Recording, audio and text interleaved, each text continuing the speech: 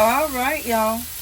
We are going to go ahead and do some Hoisin sauce. And I'm also going to add in some more tender steak. So I got to cut that up.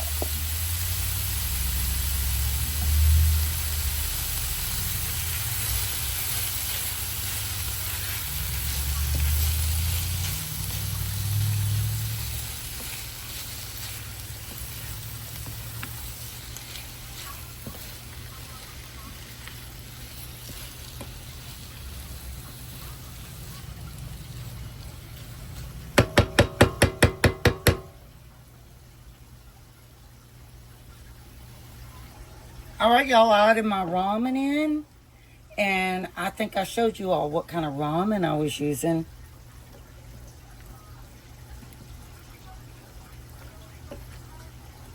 But I have tasted this. This is so good. So good. So, so good.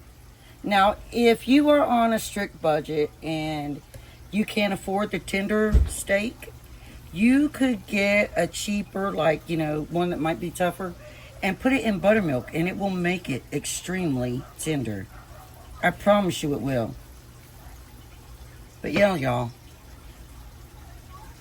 this is what's for dinner tonight.